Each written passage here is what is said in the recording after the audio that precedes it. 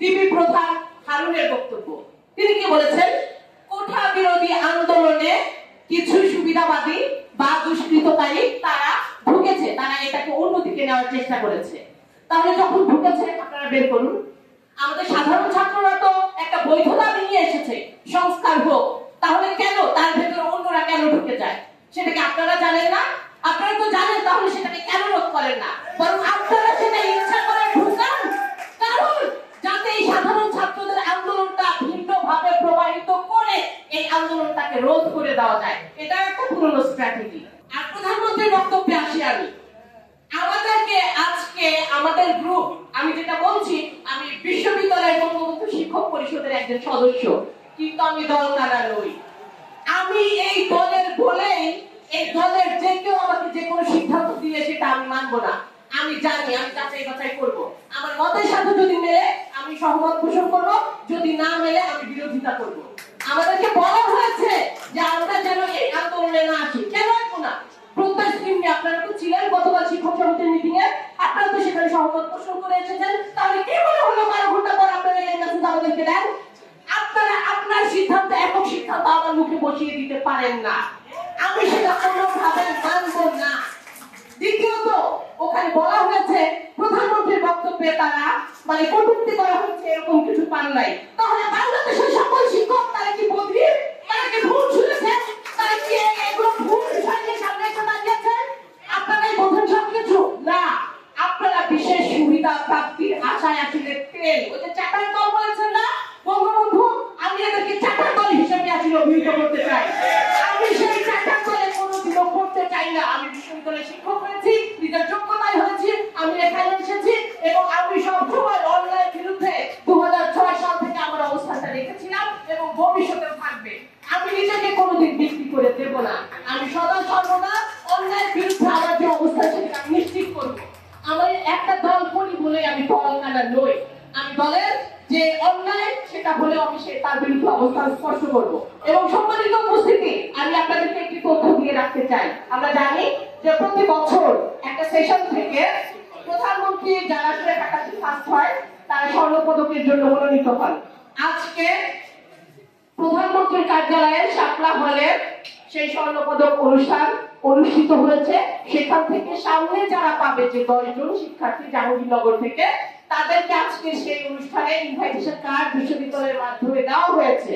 কেন দেওয়া হচ্ছে? কারণ তারা সামনে পাবে, তাদেরকে সেই জায়গায় তারা কিভাবে প্রেজেন্ট করবে সেটা জানানোর জন্য, মানে দেখার জন্য রিহার্সাল হিসেবে তাদেরকে কিন্তু ইনভাইট করা হয়েছে। কিন্তু জাহাঙ্গীরনগরের সেই 10 মেধাবী শিক্ষার্থী সেই উক্ত অনুষ্ঠান, যে প্রধানমন্ত্রীর অনুষ্ঠান বয়কট করেছে। তো সেই মেধাবী শিক্ষার্থীদের সেই প্রোগ্রাম যদি বয়কট করতে পারে, আপনারা কেন পারবেন না? এটা কি হচ্ছে? তাহলে আমরা কেন থাকবো না? আমার সাধারণ শিক্ষার্থীদের গায়ে কেন হাত, কেন বন্ধ করা হবে? কোনোভাবেই না। তারা কি এমন কোনো কাজ করছে যে বিশ্ববিদ্যালয়ের স্বার্থের পরিপন্থী? আমি যদি বেঁচে না থাকি তাহলে কি ক্ষুধার রাজ্য পৃথিবী গদ্যময়, পূর্ণিমা চাঁদ ঝলসানো রুটি? এরা কি চেয়েছে? এরা একটা নিয়োগ পরীক্ষায় তাদের যে মেধা তার মধ্য দিয়ে নিজেকে যাচাই করে সেই জায়গায় যেতে চেয়েছে। তারা কি কোটা চেয়েছে, ভিক্ষা চেয়েছে আপনাদের কাছে? কোনোভাবে সেটা চায় নাই। তাহলে কেন তাদেরকে প্রতিহত করা হচ্ছে?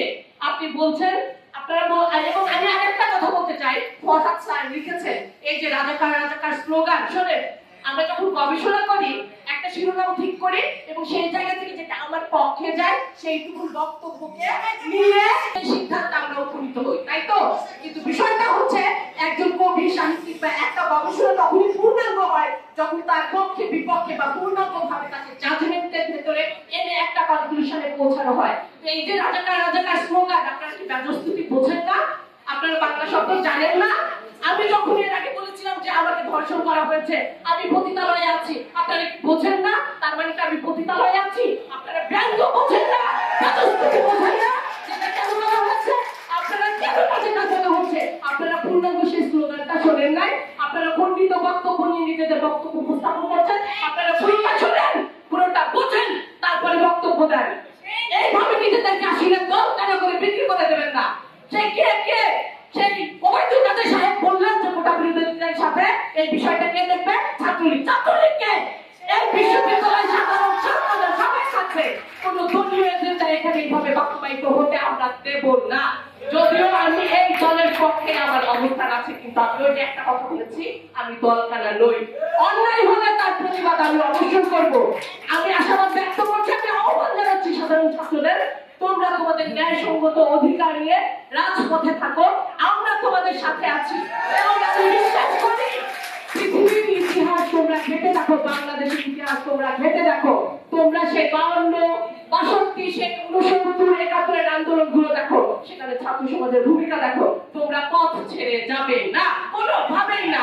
তোমাদের যে দৃঢ় প্রত্যয়, তোমাদের যে বৈধ দাবি, সেটা আদায় করে নিয়ে ঘরে ফিরবে। আমরা তোমাদের পাশে আছি এবং আমি বিশ্ববিদ্যালয়ের প্রশাসনকে আহ্বান জানাই, কোনোভাবে আমার সেই সাধারণ ছাত্ররা হলে যেন অনিরাপদ বোধ না করে, তাদেরকে নিরাপত্তা দেওয়াটাই কর্তব্য। এবং আমি এই কথাটা বলতে চাই, বিশ্ববিদ্যালয়ে কোনোভাবে আমি বিশ্বাস করি, শুধু বিশ্বাস না, এটাই সত্য যে প্রশাসন না চাইলে একটা পোকাও এই বিশ্ববিদ্যালয়ে ঢুকতে পারে না। ঠিক আছে, প্রশাসন অনুমতি না দিলে কোনো বহিরাগত ক্যাম্পাসে ঢুকতে পারে না। যে ক্যাম্পাসের উপর প্রাচীর দিয়ে ঘেরা, সেখানে যারা ঢুকেছে, এটা খুবই সত্য কথা, কোনোভাবে এই প্রশাসনের অনুমতি ছাড়া আসলে ঢোকে নাই। এবং সেখানে আমি অবশ্যই বলতে চাই যে আর যেন কোনো বহিরাগত, কোনো অছাত্র এরা যেন কোনোভাবে না ঢুকতে পারে।